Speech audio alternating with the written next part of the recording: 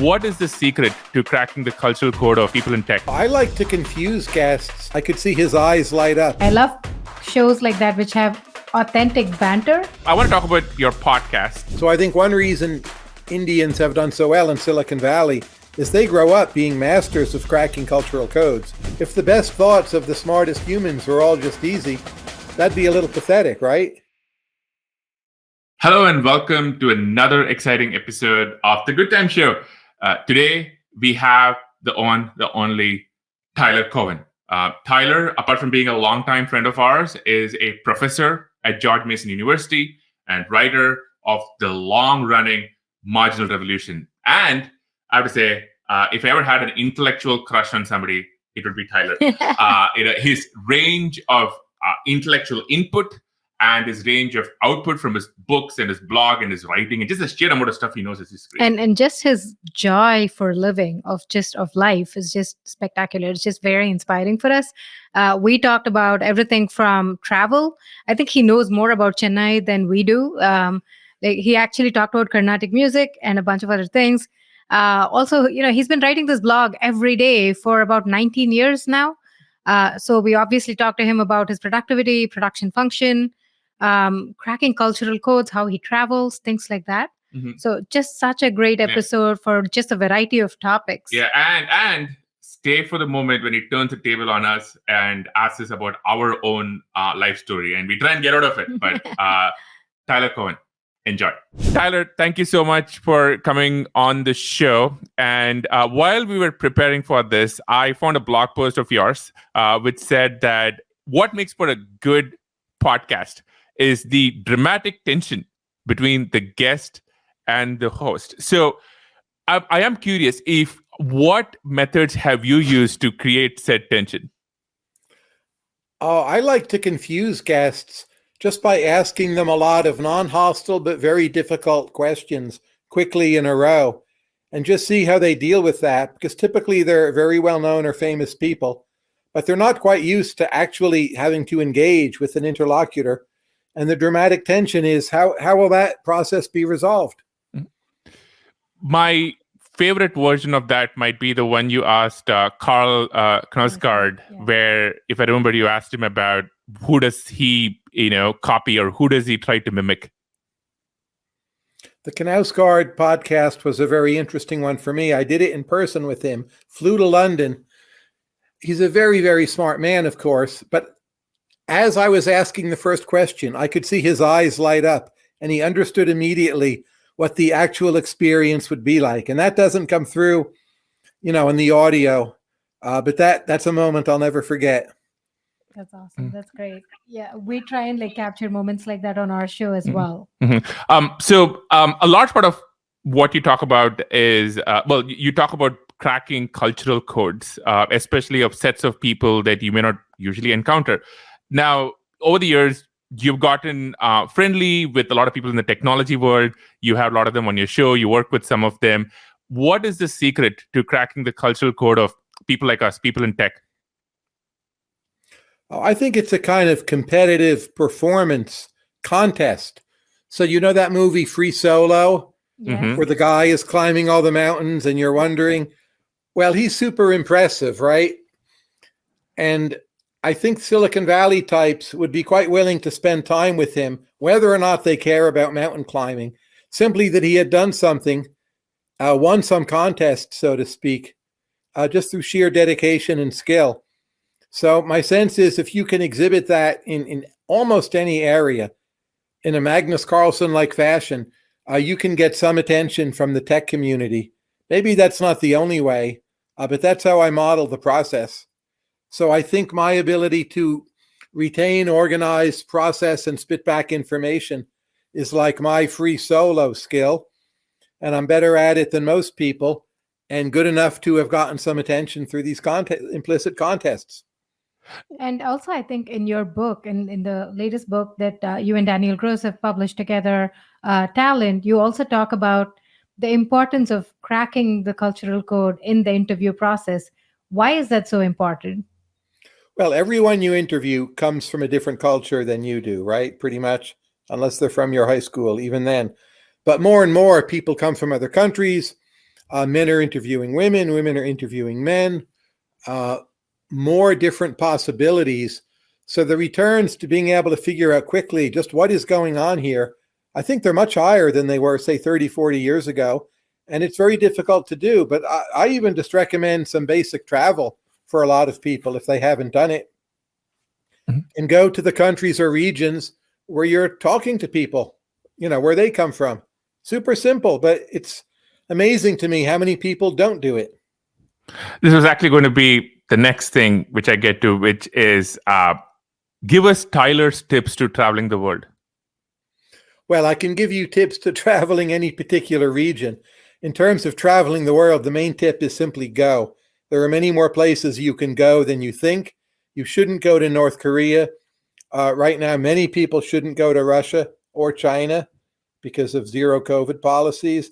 But places at the margin, usually you can go. I went to Lagos, Nigeria 7 years ago. Mm-hmm. I walked around alone at night. It was fine, actually. I'm not saying every neighborhood is fine at night. But what you can do and how cheaply you can do it, if that's a factor, you have many more options than you realize. So I guess, but if you name a place, I'll try to give you some specific tips. I think, for folks like, for me and Sriram, we moved from India, from Chennai in 2007 to Seattle. And that was our first ever international trip. We basically moved here as a trip and settled down in Seattle for 5 years and then moved to the Bay Area. But, we'd never traveled outside of India before then. Once we came here, the process of just traveling around over here opened up doors for us, where I think our first ever non-US country was Sweden. And we basically never stopped traveling since. Like, we almost budget out time through the year where we force ourselves to just go to a new country, go to new cities and countries we've been to. But it's not easy and obvious for everybody else, especially when you look at considerations in family, commitments, kids, economic status, where you are. Why should someone take travel so seriously? If they have small kids, maybe they can't do it. That's more than understandable. But if you think about cracking cultural codes, well, you two are from India, as you mentioned, Chennai. There are so many nations within India. There's the castes, there's the tribes, there's all the different religions, there's all the different states. So I think one reason Indians have done so well in Silicon Valley is they grow up being masters of cracking cultural codes, whether they want to or not, in a way that, say, people from Iowa don't have to deal with at a comparable level. Right. So travel is a way of replicating living in India, is one way to put it.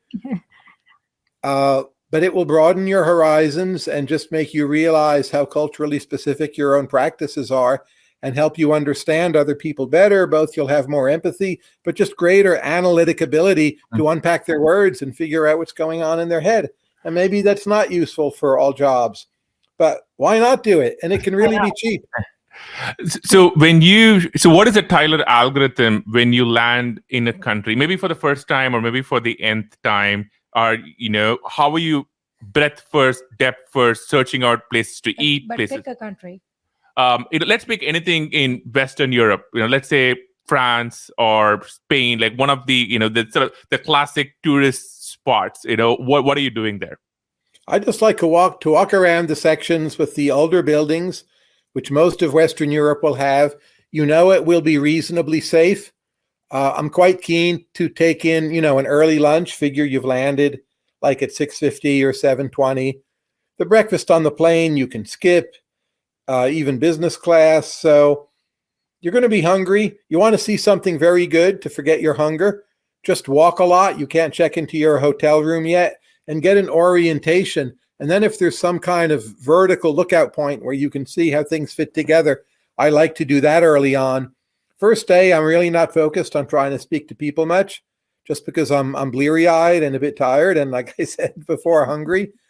And then to be eating by 11:30, and then you go back to your hotel and you rest. Maybe you take a brief nap, but you've already done some things that are just really, truly important, seeing those churches and historic buildings and having had your first meal. So you feel good about that day no matter what. And then you see how much more you're good for. And how long do these trips last? Like a typical new city, going in for the first time, how many days do you recommend? If you name a city, I'll give you an answer. But Say I Barcelona. think people should take many more short trips than they do.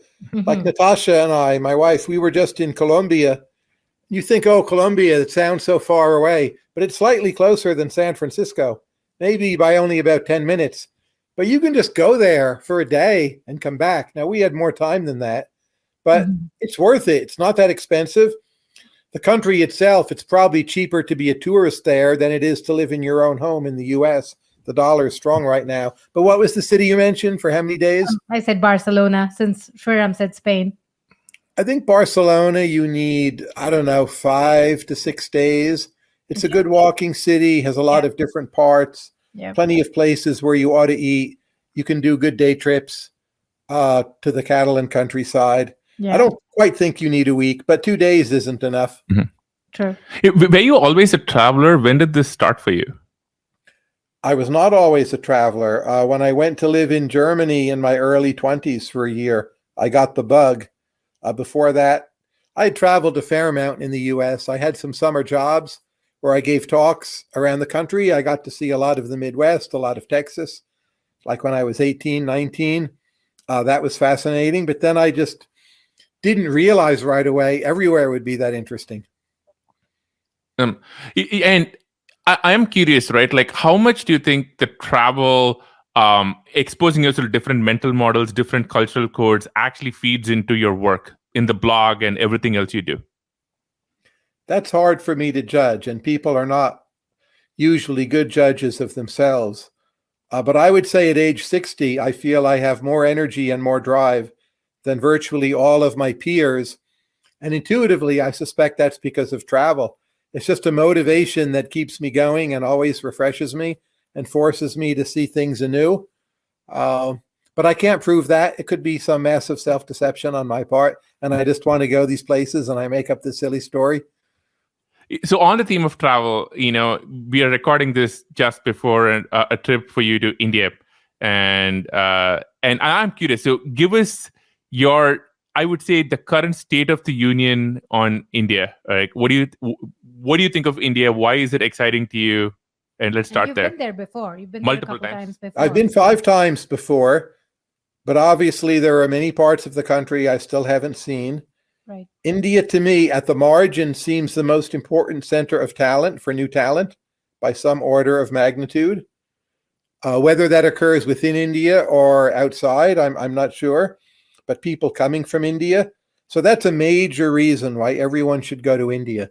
If you were in Great Britain in 1900 and you wanted to figure out how things were going to change, whatever theorizing you might do, you should just tell someone, well, go to America, right? So that's how I feel about India. I'm not a massive optimist about like Indian national economic growth. Yeah. My sense is there'll be 5 or 6 states that will do very well and build or finish building real infrastructure and become like high, upper middle income countries, kind of like Malaysia would be, or the better parts of Mexico. And a lot of India will really stay quite poor. Governance will remain chaotic. More functions will shift to the states.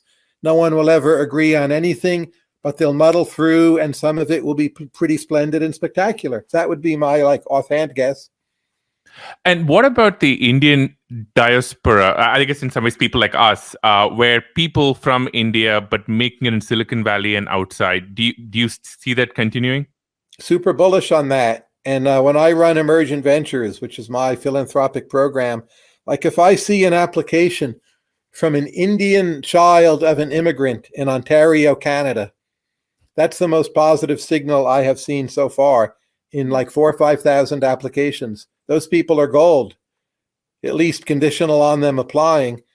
And those are teenagers, sometimes young teenagers. So I don't think that process is anywhere near an end. It's just getting started. And it will be like the rise of America. We're like, oh, there's some, relevant Americans. There's Henry James, great. But people then still had no idea what would be coming in the 40s, 50s, 60s. And I think that's where we're at with India. So we're obviously generalizing a nation of like 1.3 plus billion people. But what do you think about India as a culture? Do you think makes Indian immigrants successful, at least in technology, if not in technology, other parts of the West? Just to be clear on the generalizations issue, like I'm not that bullish on the median Indian human being per capita income 30 years from now. I'd say I'm agnostic, but not thrilled by the prospect. So I think partly my view is there's not a clear generalization, but the upper tail is sufficiently numerous and diverse and motivated and aspirational. But I think, as I mentioned before, so growing up in India, you're required to crack all these cultural codes. People growing up in India don't take prosperity for granted. There's often strong family structure. There's this aspirational sense to things, and the difference in living standards between, richer and poorer, unlike, say, in Western Europe, it's really an enormous difference. So the motivation to do well is super strong. English language, internet access is like good enough, however imperfect it may be, but enough people have it. And then it's just like let her rip, and there's some kind of path dependence. As you get some role models, the process feeds on itself. In your post on this, the one I found really interesting was the Indian diaspora living outside India having really strong ties to the homeland. Yes. And so there is this sense of like upward mobility, but also paying it forward to people back in India and being able to like up-level everybody else up. And not many cultures, like you pointed out, that not many cultures have that explicitly, and that could be one of the reasons. Russia does not have that much at all. It's a notable contrast. Right. Wow. Plenty of Russians do really well. They leave and it poof. I don't blame them, but it's a big difference. I think it's interesting. I've never heard the cultural code aspect of India, but a lot of everything else you said strikes true. We come from a certain part of India with a certain background, which is definitely not representative because India is so different. A lot of people in the US don't recognize how different different parts of India are culturally. But I would say when you grow up, number one, intense competition, because the numbers, right? You have a country of over 1 billion people packed in a landmass, which is, I think, like the 1/8 the size of the United States. So just you realize like nothing is given to you. You kind of have to. And there's everything from high school admissions, college admissions. Like you fight for, 20, 30 seats, but there are like, 20,000 people fighting for that spot. And so it just makes you intensely competitive in a way where you have to, in your words, crack cultural codes like way faster and get to it really quickly and be able to figure out, okay, if this is not the path, what's the path that I can take, which will give me economic success in the short term.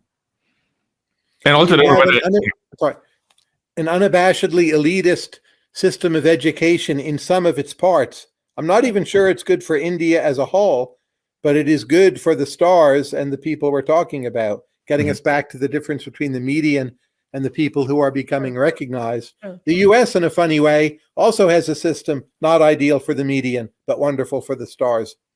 Right. What do you think about the impact of Indian culture? Because, now we're seeing more Indian movie stars. I don't think we have seen a lot of Bollywood or Indian movie industry exports to US. Do you think we'll start seeing cultural exports the way we're starting to see from South Korea, for example? I don't know. There's really a big gap between Bollywood movies, and what people in the United States watch, even with a lot of migrants. I'm not sure the impact will go much beyond what we have right now. So, Parasite, South Korean movie, won Best Picture. I could imagine an Indian movie doing that, but maybe not a Bollywood movie. They're so reliant on music, and the musical language is so foreign to we Americans who don't do so well cracking that one particular cultural code. I want to ask you, when did you start getting into Indian classical music? What do you listen to? When I first started listening, I guess I was 15 or 16. The way a lot of people started, there was the George Harrison record, Concert for Bangladesh. Yep. And at least one whole side of that, I think more, was given over to Ravi Shankar, who now I don't even really like that much as an Indian classical musician. But if you start with that, it's fine, right? Yeah. So I just realized, like, hey, there's something here. And it took me a long time to understand it better, but I was always intrigued by it. And when you say Indian classical music, you specifically mean Carnatic music? or what kind? Well, Hindustani also. I guess Hindustani also. maybe I would prefer Carnatic if I had to choose, but Okay. I don't view it as either or, and they're both phenomenal. You know, the best time to go to Chennai, if you're into Carnatic music, is December. I have done this. I took my daughter one December.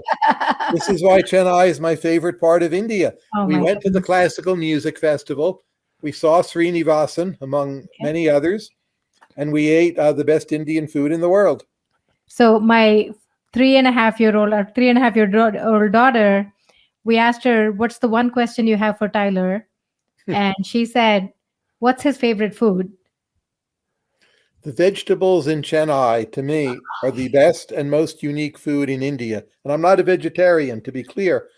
But growing up as an American, the one thing you hardly ever get here are good vegetables, right? With some exceptions. Yeah. So if I go to North India and eat these fantastic meats, yes, well, that's delicious. But it's not that different for me. But the things like the bitter gourd or the spice dishes you get in Tamil Nadu, that's just mind-blowing. Oh my God. Yeah. My parents are going to be so excited. I mean, her parents watch our show and they're going to be so thrilled with all of this. And they're going to feed you, like next time you go there, you're going to get a lot of food. They live in Chennai. Great. They grow their own they have their own garden. They grow their own vegetables and fruits. And bitter gourd is both my dad and my favorite vegetable. So we love it. It's a delicacy. I would say it's very impressive that you love it, because I think when we have tried to introduce folks from the US to South Indian food, which, by the way, for folks listening, it's not the naan tikka that you would probably expect, which usually it's more so North India. They find it hard because there are so many things going on. There's a central rice dish and there are all these other things. So it's very impressive that you managed to get familiar with it and love it. Well, I think the more interesting question is, where's the worst food in India? And I have a nomination for that too. Okay, you tell us. Let's piss off a bunch of Indians right now. Go for it. Well, I haven't been to every part of India, so this is a tentative selection. But I would say Bangalore, where the average food is quite good. It's always pretty good, but there's not quite anything special there. When I eat it, I say, well, this is the best X I've ever had. Next time, if you're going to Bangalore this trip, we have some places to send you to. Okay. There are some really good spots, which I agree. Worst in India is no shame, but what do you think is the worst food in India? Oh man, we cannot answer that question.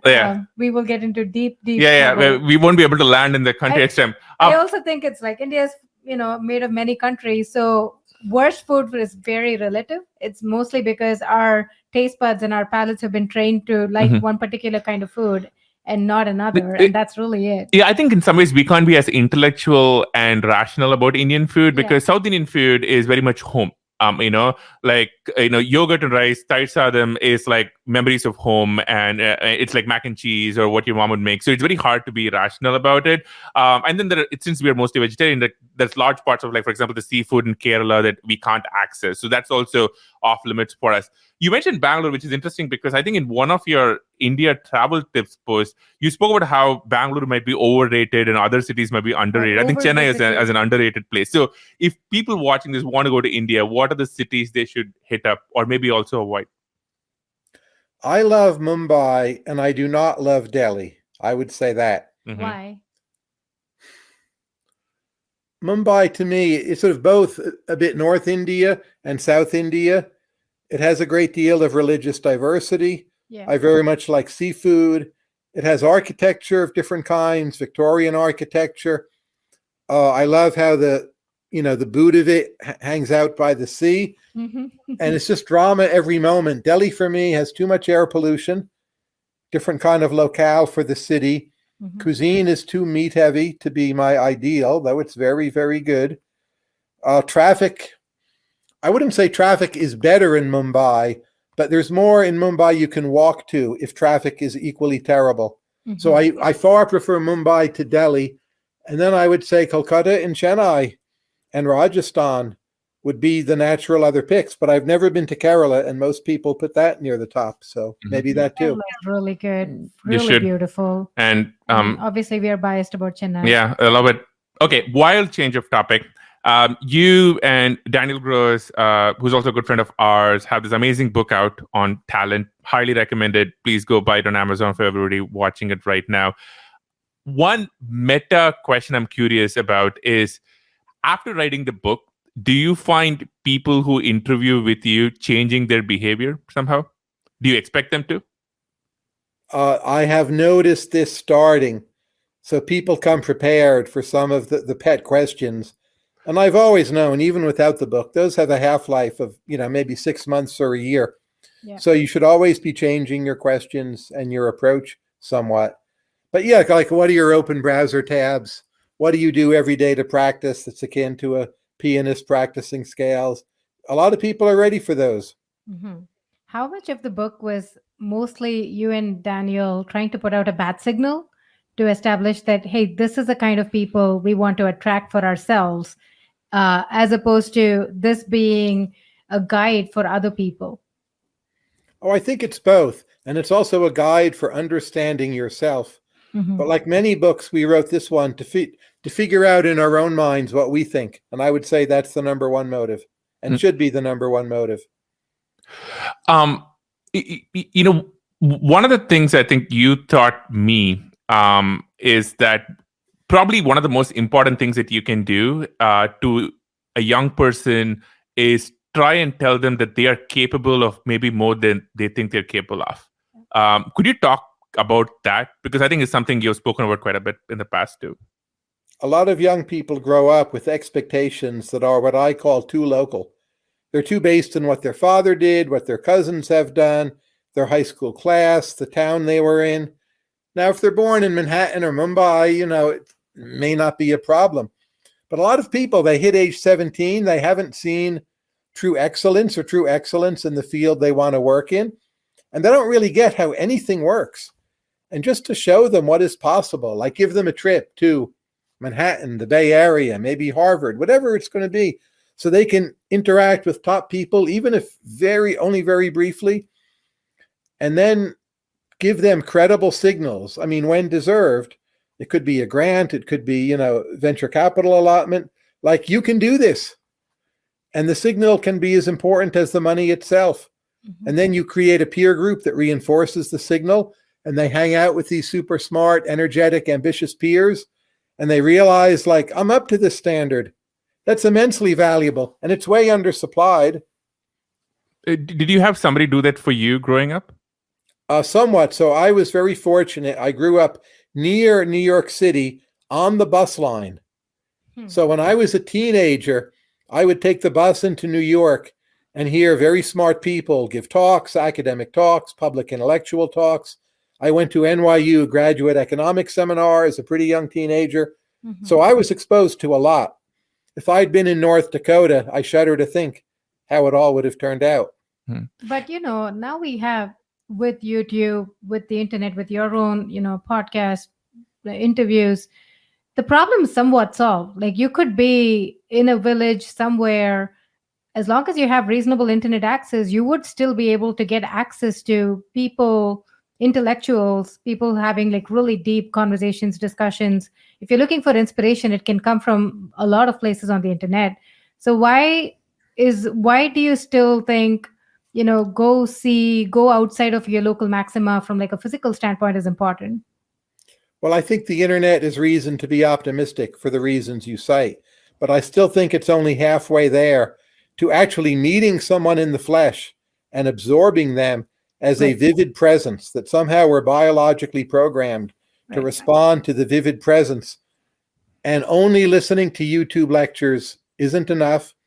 And a lot of people don't listen to the smartest YouTube stuff, even if they are smart. They'll listen to some good enough content because they like the topic. And the notion that the perfect thinker for them, typically they don't discover right away. I'm really fascinated with young Tyler, because young Tyler becomes a travel buff, gets into, Ravi Shankar and classical Indian music, is definitely way more intellectual than, I'm guessing, the median one of your peers. Did you build almost like a memetic resistance where you didn't have to fit in with, I'm guessing the other kids in your high school or college were not listening to esoteric Indian music?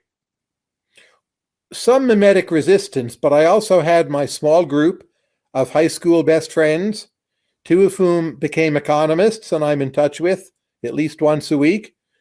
And I had other friends who were into Indian classical music or microtonal musics or you name it, or reading literary classics, talking about economics. My friend Randall Krosner and I went to high school together. I'd bicycle over his house. We'd both read an essay by Hayek and talk about it for 2-3 hours. So I had the best of both worlds, the small group, but somewhat insulated from massive conformism.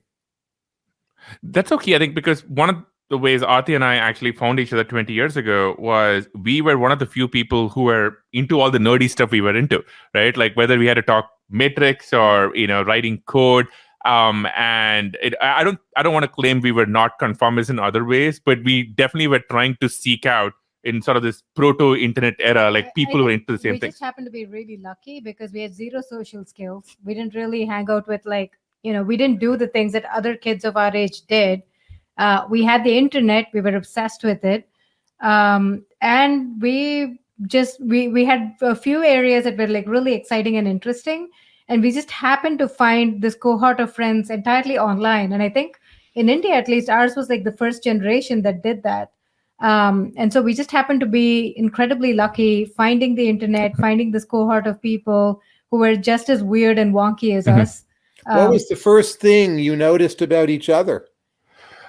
Love for computers? Oh my goodness. So recently we had our 10th wedding anniversary, and congratulations. Thank you. And we've been together for over 20 years now, and I went and dug up every old digital artifact, and we actually found out some of the first ever emails we had written to each other in 2003. And I think the very first email we had sent to each other was her disagreeing with me on some weird database structuring issue. And I was thinking, well, at the time, by the way, I had no idea. I was right. Yeah, she was right. I still learned my lesson there. But we had, to be clear, we had no idea each other's ages, or how we look like. We were almost unknown as the modern thing goes. But we were, at least for me at the time, I was going through a tough time in college, and I didn't really have a crowd or group I really fit into.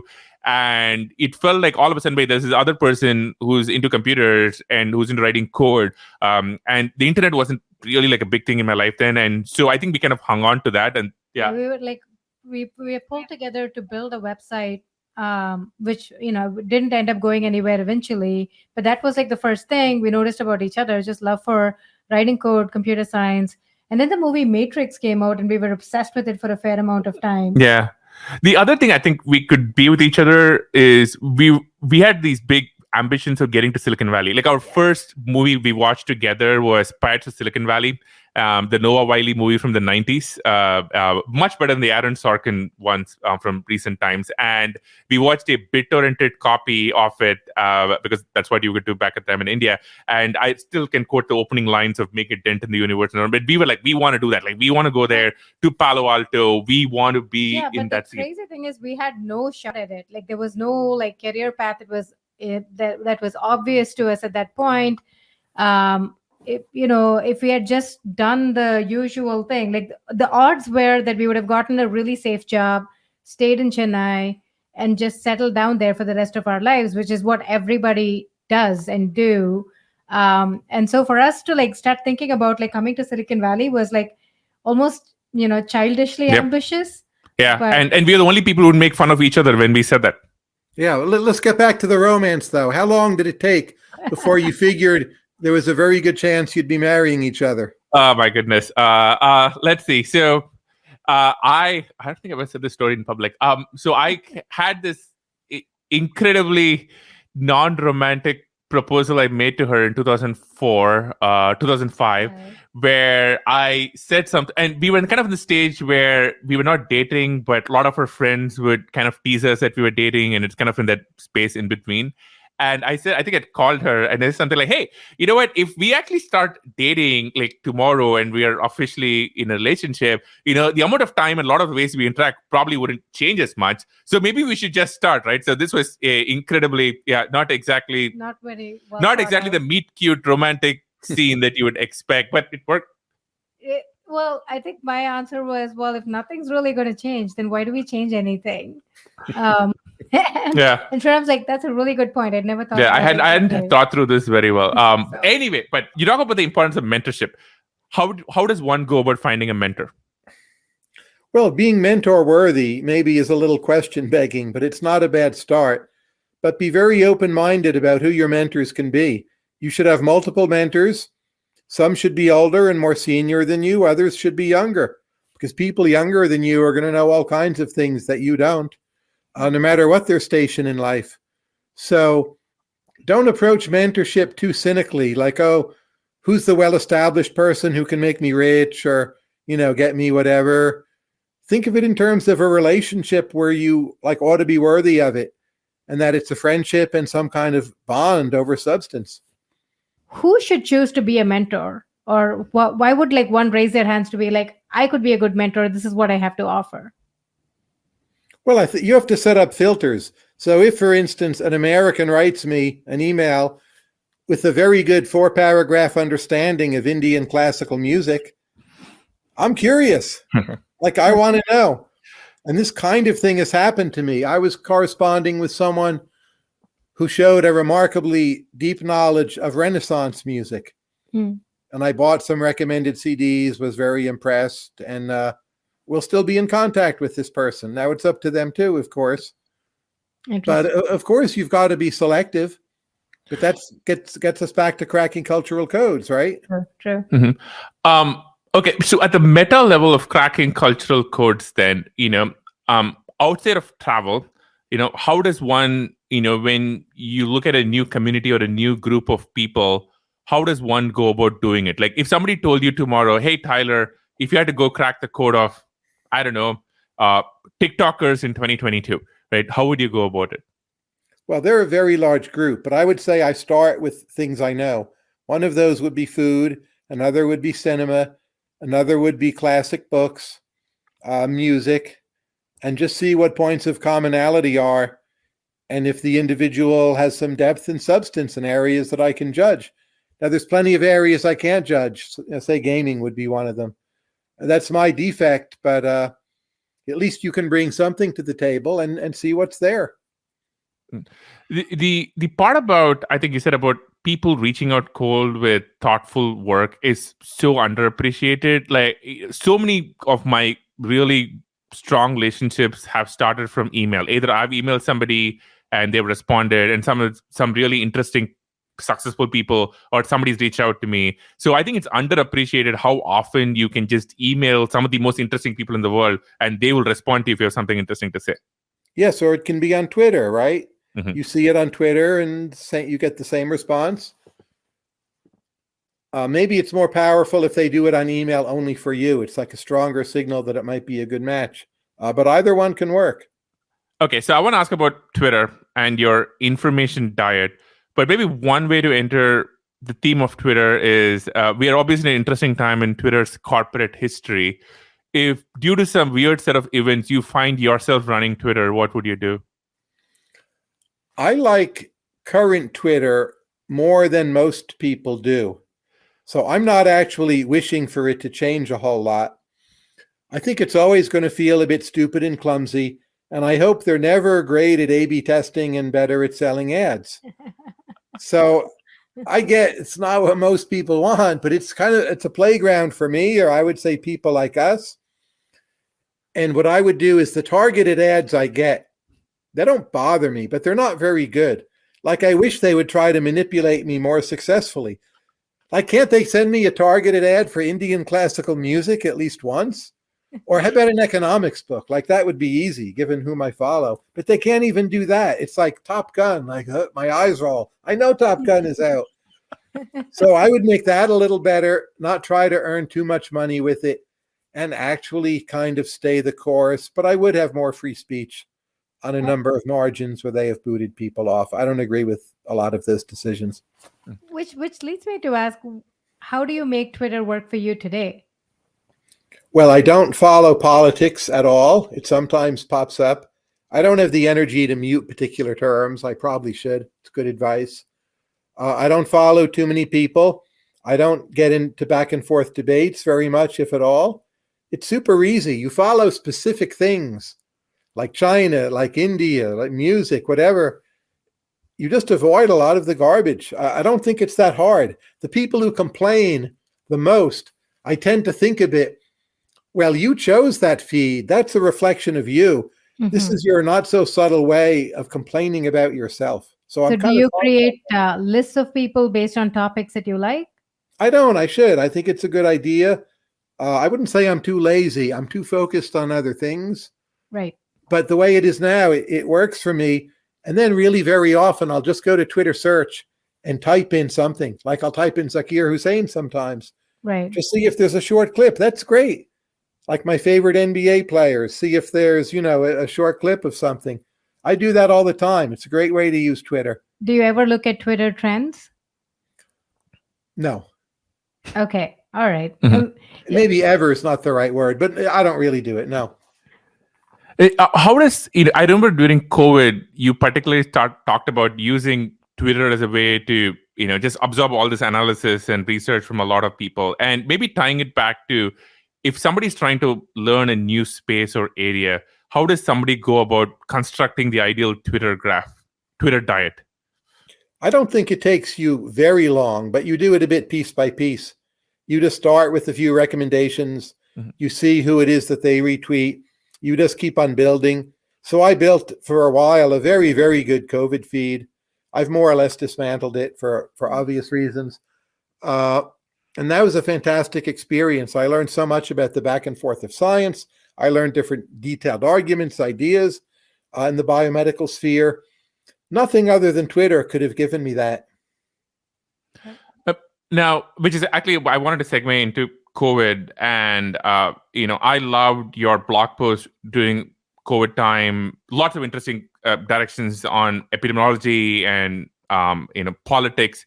What is the experience of COVID? Let's just assume COVID is done and over, and it may not be for everybody. What is the last years of COVID left you with? What are your takeaways? A stunning feeling that we've learned almost nothing. If you look at the handling of monkeypox, not nearly as serious, but for a lot of people, it's still a big deal, right? We have done nothing right with vaccines or testing or data. It's been another train wreck. So maybe that's the most important thing I learned, is that we don't necessarily learn from experience. One post I think we spoke a lot about previously is yours on epidemiology and epidemiologists and their role in policy. Do you think that has changed, in terms of incorporating them into policy making in some positive way? I think they've been beaten down and somewhat defeated.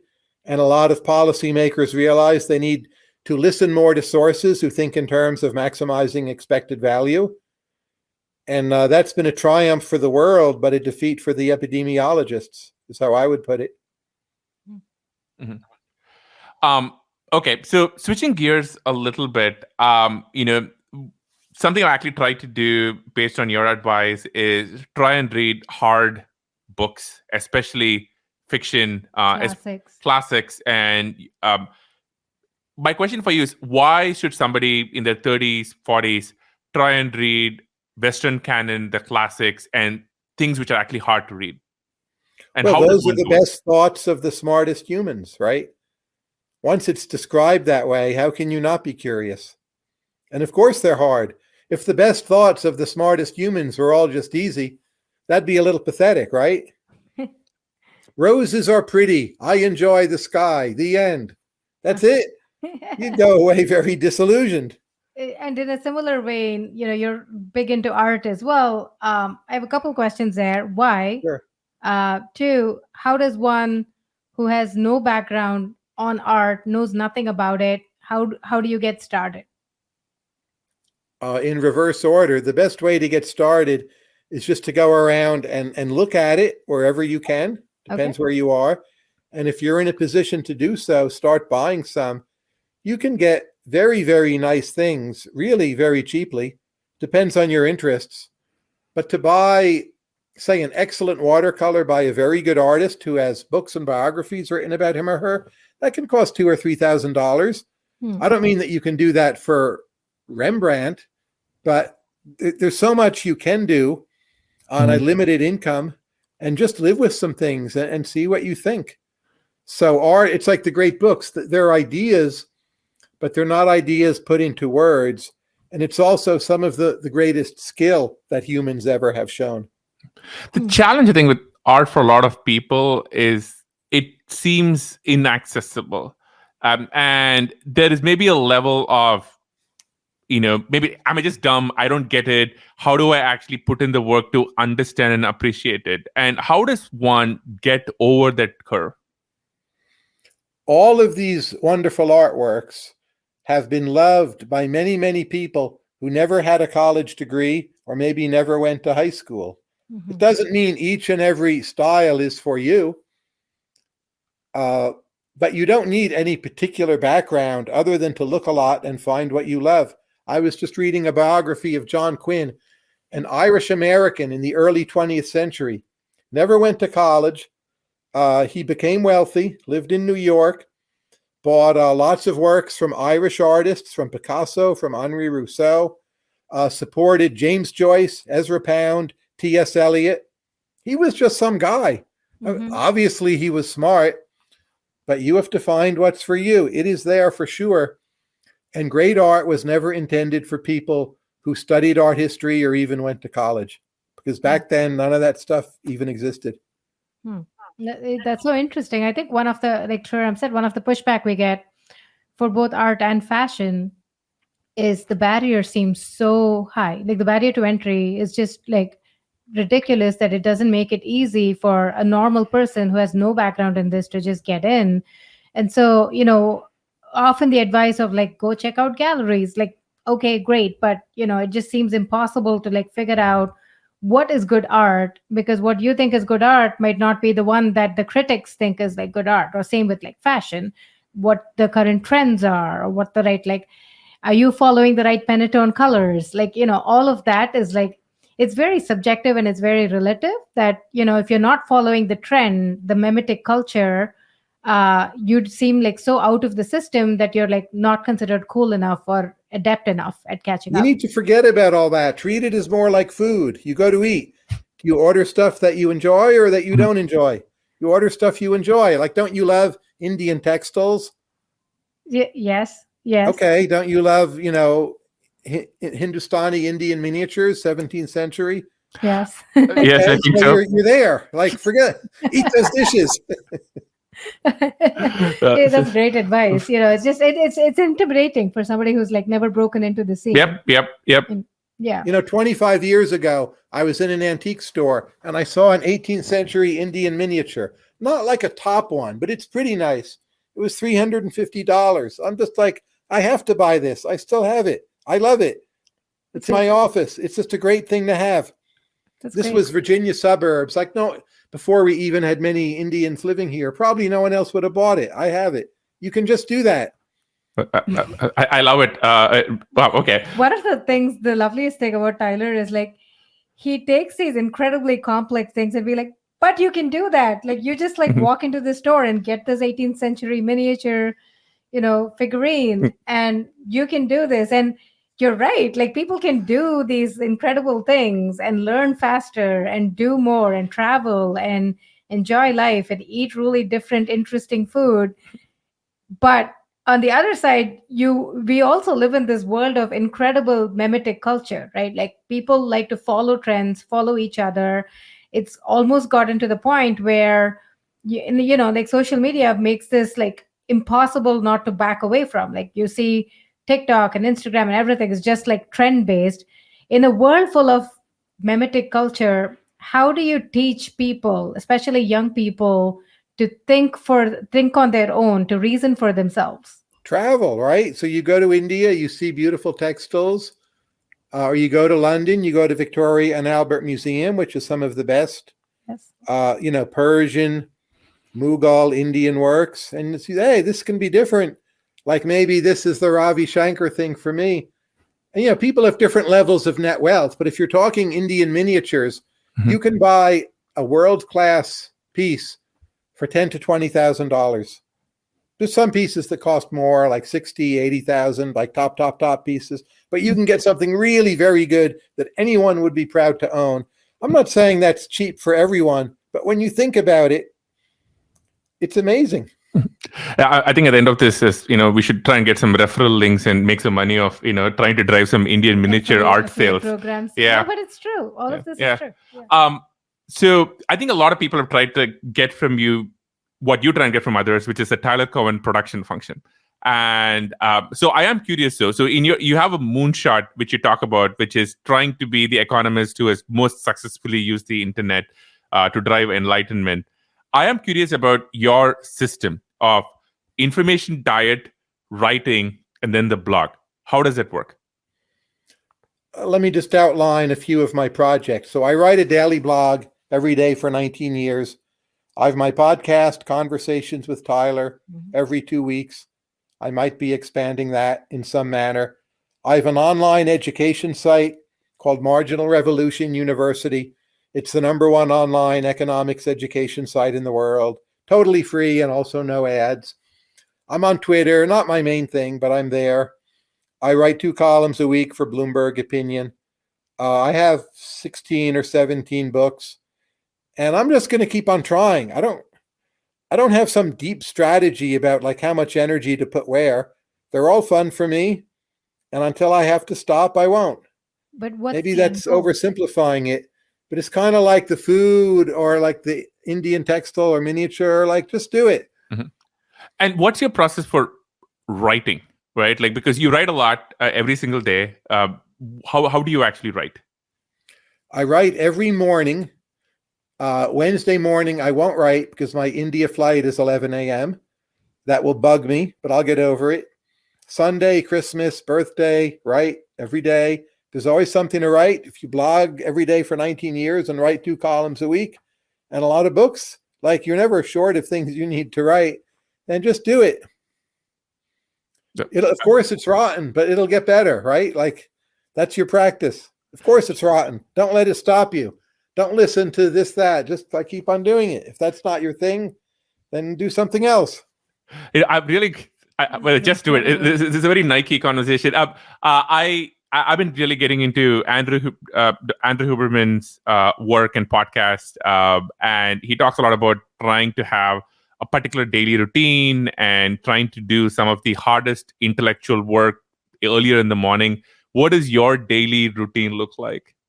The most important stuff I do right away in the morning. I do check my email, WhatsApp, and Twitter before writing. Everyone says not to, but somehow I'm too curious, and I don't feel it's really held me back. And my Twitter feed is not so enormous that it takes hours. So I like to check everything first, just as kind of a nosy, gossipy busybody. Like, what are they saying? And then my mind is clear and I can start something. And what about the reading? How are you fitting that in? All my extra time that is not writing or teaching or meetings I have to go to, then I'm reading. I'm reading all the time. I learned how to read when I was 2, which is a huge advantage. And I read quickly. So just bring it on. More. Every day, 5 to 10 books come to the house, at least every weekday. Review copies, Amazon, my research assistant, whatever. It's like a flood. I have a literal book disposal problem. We have. I think I empathize with that. Sriram is a speed reader too. He reads really quickly. We would board a really short flight and he'd be done with a book and a half by the time we land. And we have the same, it's one of the few quote unquote vices that we have. We both love to read and we have a lot of books. And we basically, every house we move into, we have to custom build these bookshelves because we just run out of space really quickly. And it's a good problem to have. I think books are this interesting thing where they are at a price point where you can really buy a lot and not feel too bad about it. Yes. And which is not a lot of things that I have some other vices, example, sneakers, which are not as cheap, but books, they're going to cost $10, $15, $20. And even if you go really overboard, it's not so bad for most people. And you can buy them used almost always if you really need to save on money. Yeah. And you wouldn't buy used sneakers, right? Sometimes it depends. We should talk about the. Well, that's like a collecting thing, but you don't buy used sneakers because you're too poor to play tennis with new sneakers. Yeah, probably not. One thing you do really well is, for example, when when you go prepared with Emily, you went deep into Odyssey. How do you read really hard books, extremely literary, or old books, or how do you what is your method for tackling them? Simple repetition, but I don't read the book and then reread the whole book. So I'll read, part 1, chapter 1, and then reread part 1 or chapter 1. I might read the book once straight through just to see where things are going, but then I repeat the read in parts rather than repeating the read of the whole book. And then I assemble piles of secondary literature, and I hope I have some people to talk to about the book. There's no guarantee there, but when possible, that's great. Certainly with Homer's Odyssey, it's possible. That is true. That's a fantastic episode. Which, by the way, I want to ask you, you mentioned email. You mentioned this in your book. Why do you think successful people tend to respond to email very quickly? I think successful people only in some areas.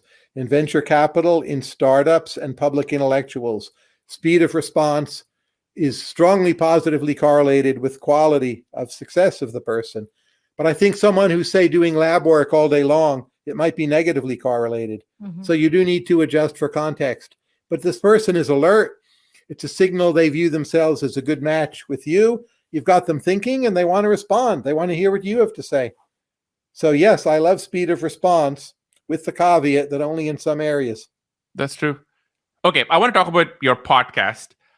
What makes for a good guest, and maybe more interesting, what makes for a terrible guest? A terrible guest is hesitant, a bit too nervous, a bit too prepared, unwilling to go off script, and they're either super experienced or super inexperienced. And it's just boring. You want people who will take chances and think out loud and work through issues with you and maybe willing to be a little outrageous, but you don't actually want offensive people. I don't find that appealing. I don't want people insulting others or saying things that will get them in trouble. It's not really what I get. But just people with some intellectual daring where they live it, breathe it, feel it, and it comes through the mic, in the transcript, whatever. It happens a lot. And in the last year or so, who's been your favorite guest? Roy Foster, the Irish historian, who is so charming and Irish and who knows so much and is such a wonderful storyteller and raconteur, but has this amazing command of fact and detail. That was my favorite recent episode. Awesome. What guest of yours has surprised you the most? It's hard to say. I mean, Peter Thiel surprised me a lot just by agreeing to do it. He was the first episode ever. But I think Richard Prum, the Yale ornithologist, that's one of my favorite episodes. Just how much he radiated, ornithology, you might say, and how much he loves it. I wasn't expecting him to be bad, hardly. I wouldn't have invited him, but just how good he was, to me, was a big surprise. Mostly because of his passion for ornithology. Yes, and including the parts that are really weird and obscure, he seems to like the most. And this devilish sense of humor he brought to the whole thing. Yeah. One of the things when we started doing the show is I tried to study the styles of all the podcasts I allow, and we definitely can't claim we're anywhere close to them, but it's interesting to see your style versus, say, Rogan or versus Howard Stern.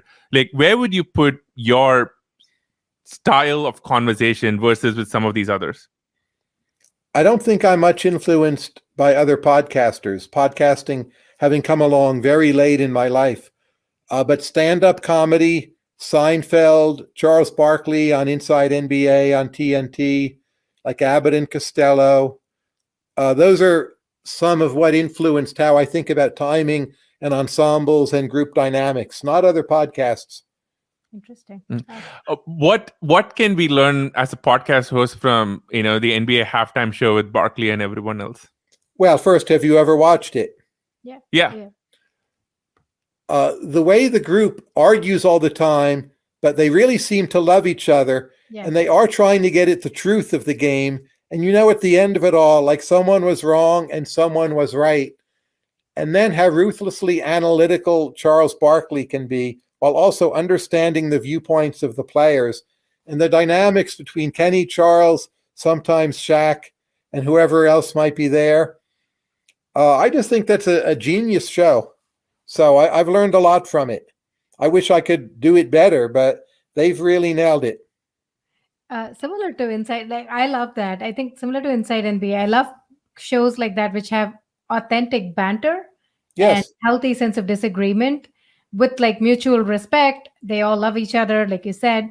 One of I think my recent discoveries, and they've been around for a couple of years, this podcast called Smartless, and it's very similar. You know, I love comedy, and you know, I don't want to give too much away, but these three comedic guests who just do a really good job, and they have a good sense of respect because they've known each other for 20 years or so, and just it coming together. I find it like it's hilarious. It's makes you think, Yep. but they just seem to be having a blast more than anything Yes. else. Them having fun really comes across. So there's some kind of Lindy effect for me where the Yeah. very old stuff that has lasted, I just know it better because I'm older and I'm very busy now. So I just don't catch up on a lot of podcasts. Right.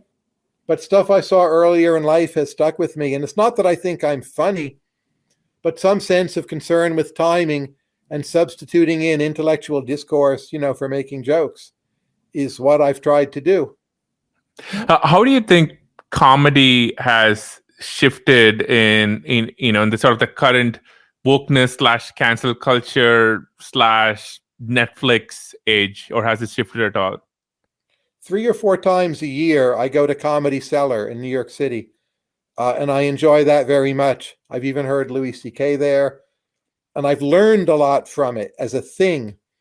I don't watch Netflix much. I don't watch comedy specials on Netflix. I've seen 1 or 2. They just seem worse to me than actually going to the club and the surprise and it being live and vivid. So just because I'm busy, that's how I sample comedy, and it works great for me. And I love Larry David also. And then, various early comedians, mostly just classic stuff, nothing surprising. Have you checked out Andrew Schulz? One of the things we got love is his recent special. There's a set of comedians who I think have used the internet to really break out and build loyal audiences. They're definitely worth checking out.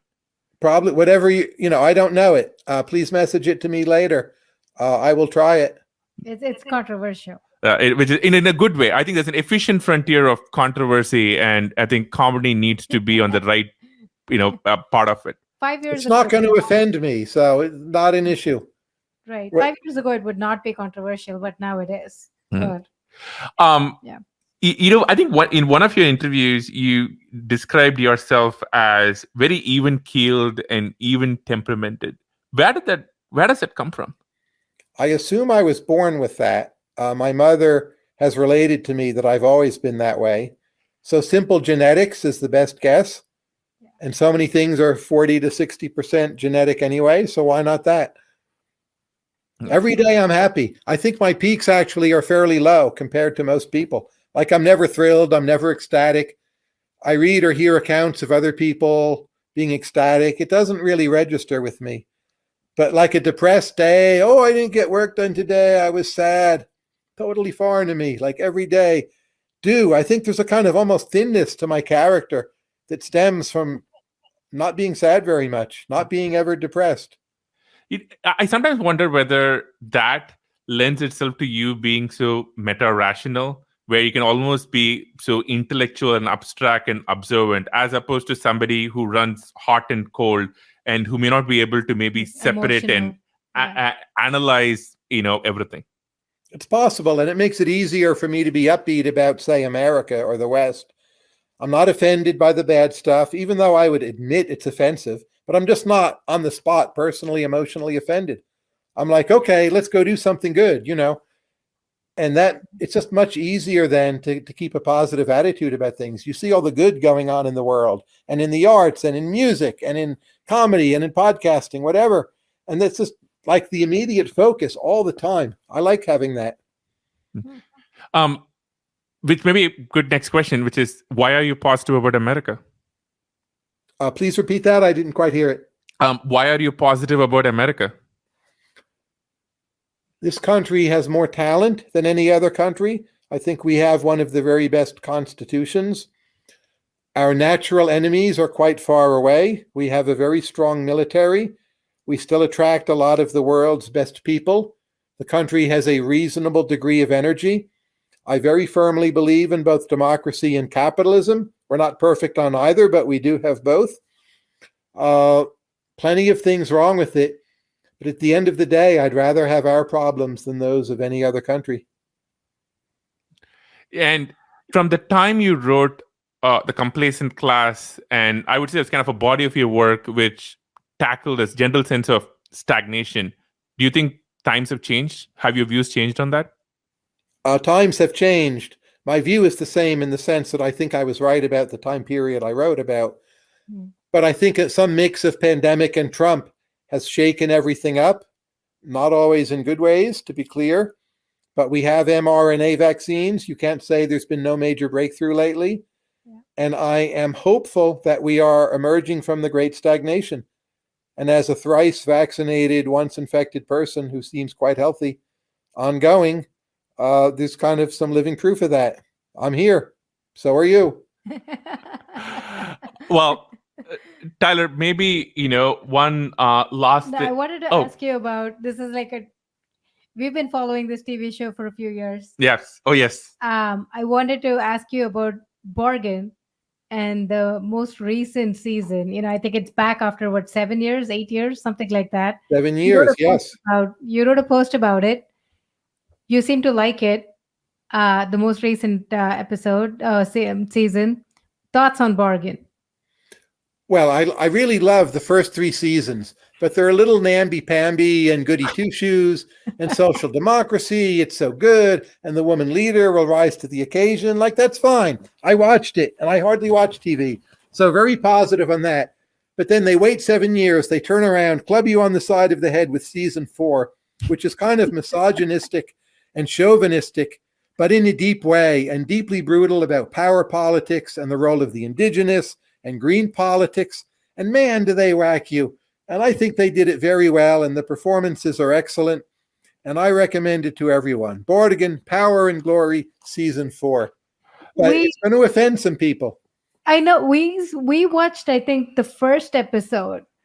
And what was it called? I think even the title was like... I would say it is a very different shift in tone from the previous 3 seasons. And by the way, we also watched it because we made a trip to Copenhagen recently. And we're like, we should watch this before we go there. Yeah, we were like, land of Borgen. We got to watch it. But this was harsh. And there was, I would say, you say whack on the head. There was a lot of pontificating, right? It's really upfront about its politics. About feminism. Yes. Scarier stuff, but also Greenland. And it gets harsher as it goes on, and it gets better. So first episode, I was somewhat unsure. I was like, is this going to work? By third episode, I'm like, bring it on. Okay. What is a recent movie that you watched that you loved? The last movie I saw was Nope. It disappointed me. Why? The movie... Oh my God, I've heard such... the lead up to it has been so strong.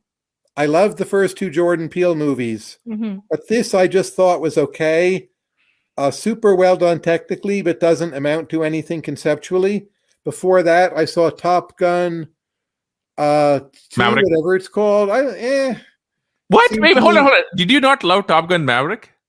No, I did not love it. I thought it was interesting sociologically as a sign of America's complacency and collapse, that we're just recycling the same story. It was fine to watch. I didn't think it was a meaningfully important movie. Wow. So it's been a weak year for movies. I'm not sure what I would cite as my favorite movie. What do you think? What are your thoughts on the broad Marvel Cinematic Universe? I went to see Thor about a week ago, and I walked out in 15 minutes. And some people said that was the best Marvel movie. No one thinks it's the best Marvel movie by far. Like, no, that is not a thing. Nothing beats Ragnarok, in my opinion. The previous Thor movie. I think, foreign movies, it's such a broad category, but better right now than Hollywood movies. Hollywood movies are at the lowest low they've been in my lifetime. Is there a movie that you wish gets a sequel made? It's very hard to do sequels, and I'm shocked they pulled it off with Borgen. You need people to put on a new vision. So I actually think the prequels of Star Wars 1, 2, and 3 while highly flawed, are underrated. And the Disney sequels are just awful and unwatchable because they're just trying to reboot and copy and exploit. So I'm always up for a sequel when the original creator is willing to take chances again. So I think the prequels are highly underrated in an interesting way. I was watching Ewan McGregor. He was doing a big PR tour for the Obi-Wan Kenobi series, and he said something interesting. So for him, when they did the prequels, at the time, first there was a huge hype because there was Lucas doing it after a long time, and then there was huge disappointment because nobody loved it, the critics hated it, or so they thought. But it turns out that for an entire generation of people, it was their Star Wars. It was they saw when they were 9 years old, 10 years old. And Evan, in this interview, he talks about how over the years, he would always see people be like, hey, you are in my Star Wars. And I suspect that even though all the J.J. Abrams Star Wars and Rian Johnson Star Wars gets a bad rap, people are going to identify with Daisy Ridley. And they were like, I grew up with Rey. And for them, it would be their Star Wars. So I think the prequels are underrated. By the way, I pulled up the list of the 7 movies I liked this year. Do you want to hear them? Yes. Well, go for it. The Lost Daughter, that Ferranti special, kind of for TV, but like a movie. Belle, the Japanese anime, gorgeous. Licorice Pizza, the only normal movie on the list. Compartment Number 6, Russian movie, all the more interesting in retrospect. Memoria, Thai director, filmed in Medellin, Colombia. Petite Maman, 73 minutes, French movie about a woman who goes back in time and spends time with herself as a little kid. And finally, The Quiet Girl, Irish movie. I saw it in Cork, filmed in Irish as a language with subtitles. Wow. Not a very Hollywood list, right? No, not really. I mean, that's pretty diverse. Oh my goodness. What about Bollywood? Have you seen RRR yet on Netflix? No, I wanted to see it. It's on my list. I did not too long ago watch Court, an Indian movie, which I thought was excellent. And I even taught it to my law class, not Bollywood, but of course Indian. Have you seen it? No, I have not yet. Oh, you know what it is. It uses at least three languages brilliantly.